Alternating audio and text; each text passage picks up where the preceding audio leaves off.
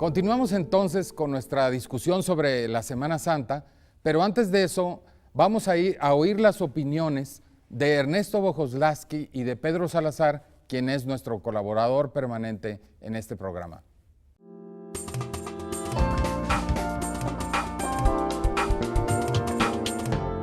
Y allí la democracia aparece como un valor ecuménico, ¿no? Un valor universalmente rescatado. Entonces no había, me parece, mucho margen ni interés tampoco de los políticos por presentar potenciales fuentes de divergencia, ¿no? Especialmente en aquellos países en los cuales la Iglesia formaba parte de la tardía o tempranamente de la oposición a los regímenes autoritarios. Me parece que en cambio a partir de los años 90 sí empieza a entrar en la discusión pública con mayor intensidad la cuestión de la laicidad, pero sobre todo la cuestión de la pluralización religiosa del continente. Es un dato de hecho constatable en la realidad que muchos de los periodos de descanso, de vacaciones, al menos en todo Occidente, están vinculados con fiestas religiosas. Ahí donde el catolicismo ha tenido su mayor influencia, ha logrado imponer de alguna manera, desde la perspectiva histórica, su calendario, el calendario de sus fiestas, al calendario civil. Y creo que esto es un dato histórico que no se remontará fácilmente. Lo que debe llamar nuestra atención tampoco es la expresión de religiosidad por parte de las personas creyentes en esas fechas religiosas. Es legítimo, es correcto, es justo que las personas puedan expresar su religión y puedan participar activamente en las fiestas que sus iglesias organizan. Lo que sí debe preocuparnos es la cobertura que dan los medios de comunicación, la manera en la que estas festividades se trasladan a la arena pública y la falta de reflexión crítica por parte de la ciudadanía sobre el significado y sentido que deben tener las religiones en plural en la convivencia colectiva. Bueno, decía yo que me gustaría relacionar este tema de la religión y el ocio, porque ya Bernardo había comentado algo como de precisamente son momentos de recogimiento, en donde obviamente hay también una parte importante para que la gente descanse, es decir, son momentos que se aprovechan, así como en el periodo del solsticio de invierno en Navidad, igual tenemos este otro periodo en el que coinciden las fechas religiosas con las fechas de descanso.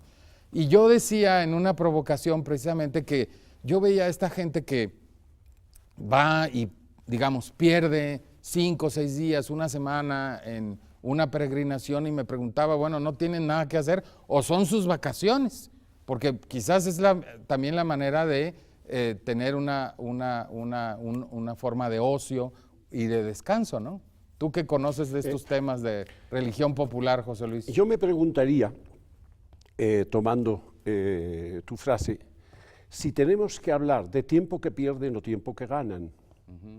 Es decir, desde un punto de vista antropológico y cultural, la función aglutinadora, integradora de la religión ha sido siempre esencial. Desde la tribu más elemental, ¿ya? Que lo que tenía era un jefe que por su autoridad, su sabiduría, su edad y demás, tenía capacidad de influir en los demás para conducirlos hacia, conservarlos en su tierra y también conducirlos hacia, de alguna forma, las aspiraciones del grupo en relación económica, social, unión con otros grupos, etc.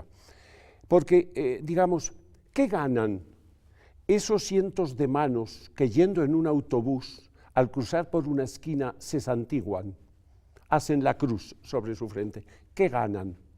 Evidentemente uno dice, pues no le ganan nada porque el chofer va a seguir quizás tan loco como venía conduciendo, pero ¿qué ganan desde el punto de vista de sus creencias, de aquello en lo cual confían, de aquellas fuerzas que, como queramos decirlo, creen en ellas o las suponen, pero que significan un refuerzo para lo que es su vida personal y la confluencia de creencias y de prácticas con los demás, sentirse parte de una comunidad que comparte todo eso.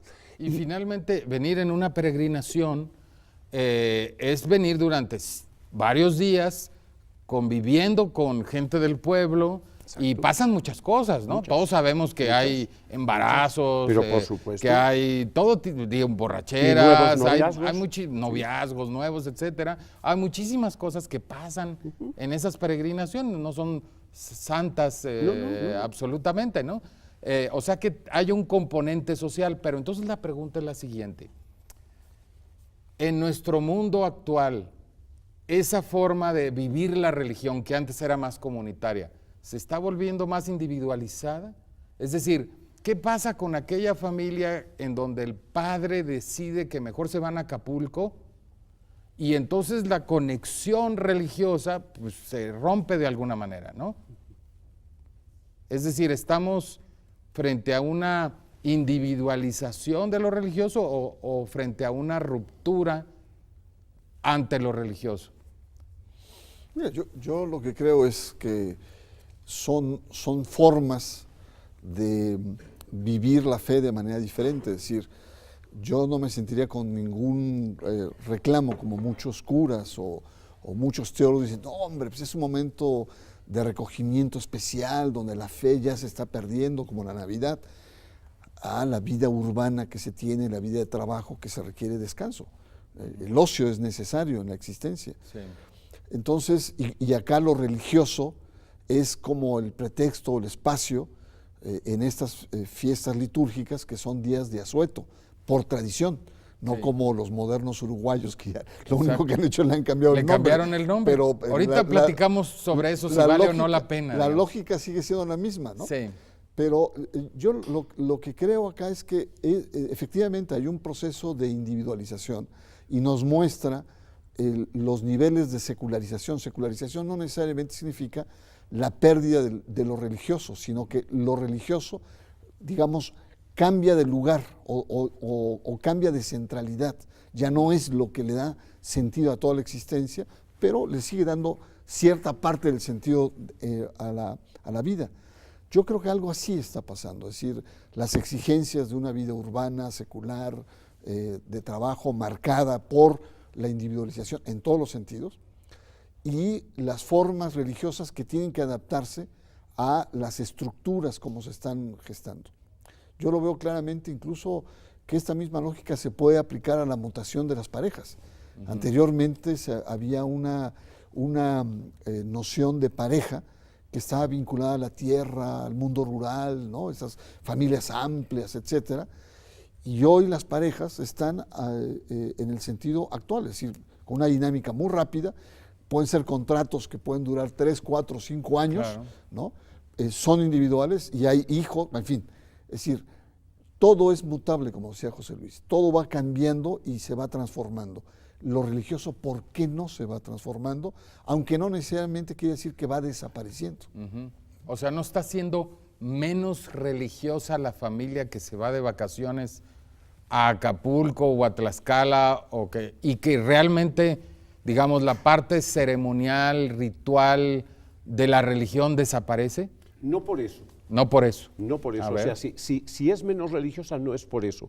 Porque, digamos, el tiempo de vacaciones son vacaciones, pero hay otros espacios y tiempos a los cuales han conservado su valor y su sentido, en los cuales, sea Semana Santa u otro, la ida a las autoridades eclesiásticas no les satisface del todo el que una ceremonia totalmente controlada por ellas, de una tradición eclesiástica y gobernada por el poder eclesiástico que viene de siglos, sea en cierto modo desplazada por algo que es más del grupo y de la iniciativa del grupo, y que lo hace según su cultura, su mentalidad y su estilo, porque en eso pierde autoridad.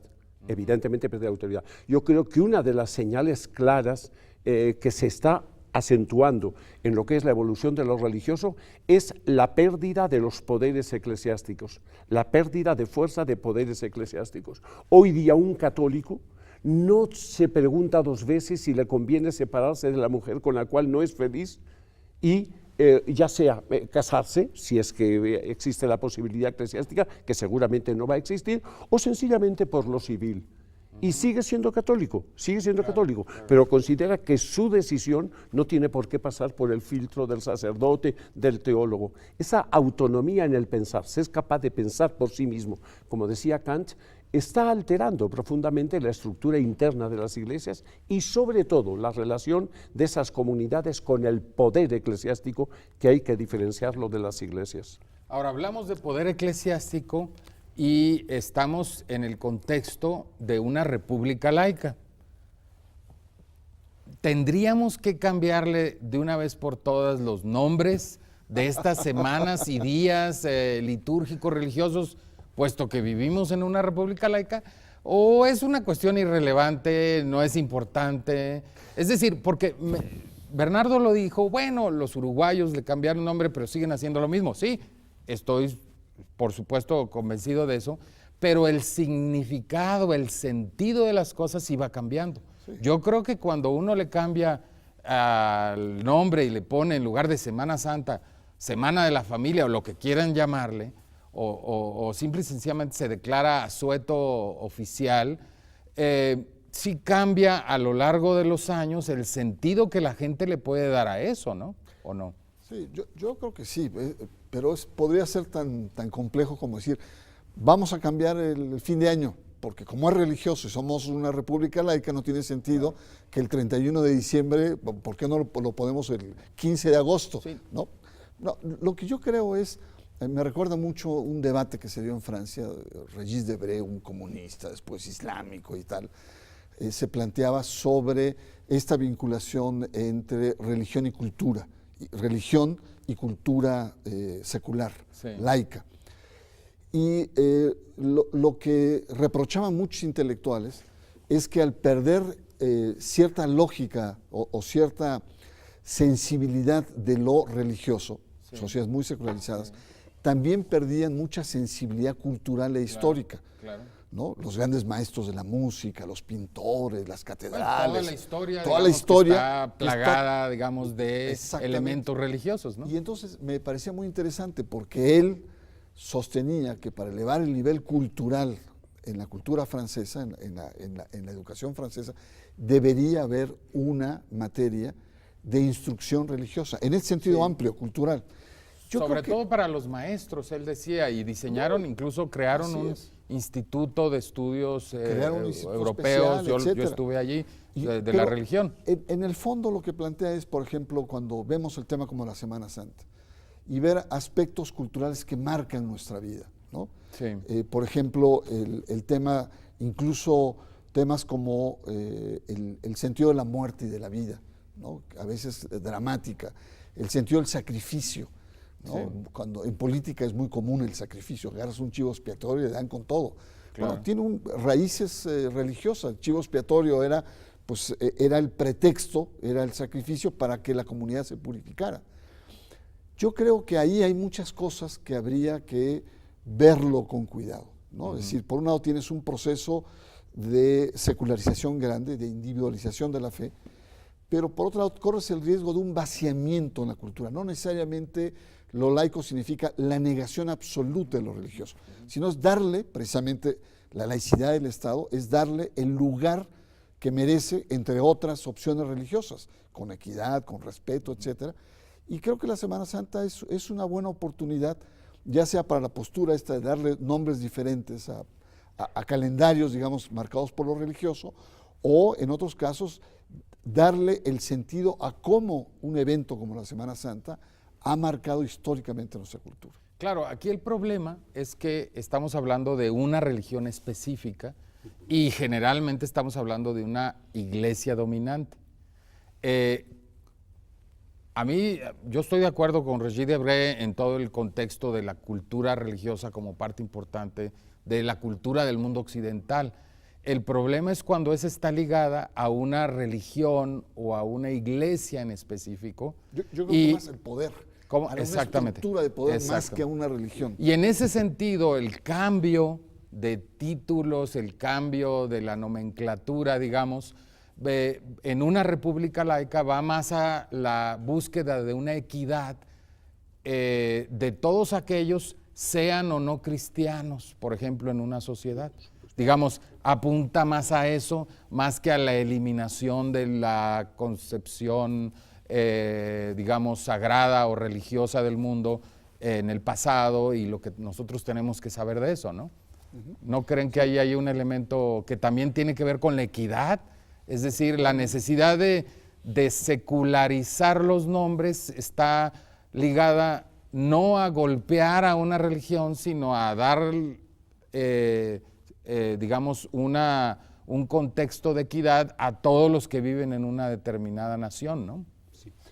Yo, Roberto, creo que hay un punto en el cual, de algún modo, hay fricción en el modo de formular lo que estamos tratando.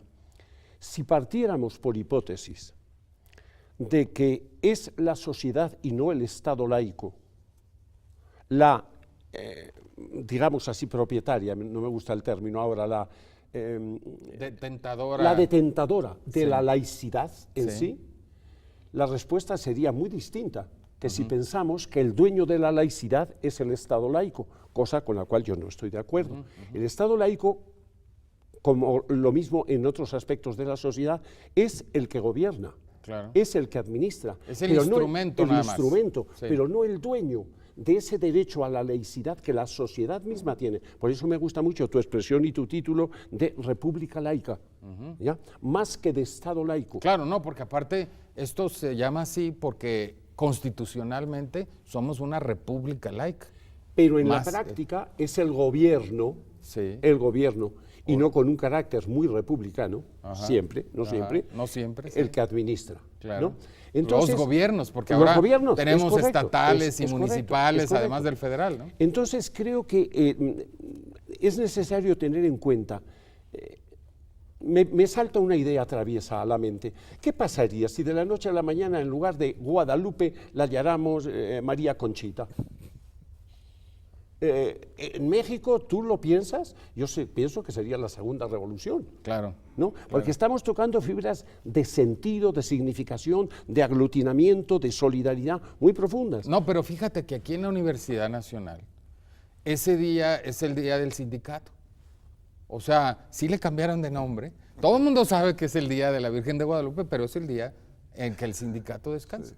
O sea que sí se puede, haciendo, digamos, cambiando nombres, no porque le van a cambiar el nombre a la Virgen, pero sí se cambia. No, pero 30 segundos porque nos vamos. Yo lo que creo no es algo que solamente pueda hacer por decreto. Sí. Yo creo que la cultura misma tiene mecanismos. Yo estoy pensando en la fiesta de los santos difuntos. Sí, sí. La católica es solamente una, pero ¿qué pasa cuando entra en contacto con la cultura mesoamericana? Pues están los niños y hay una serie de costumbres que están y que se mezclan, que se funden, y que sí es católica, pero no del todo, sino también es pagana en cierto sentido, prehispánica, etcétera. Yo creo que sí sería muy interesante profundizar sobre quién es el verdadero propietario de la laicidad. ¿Es el Estado el poder? ¿Es la Iglesia el poder? ¿O es la sociedad la cultura?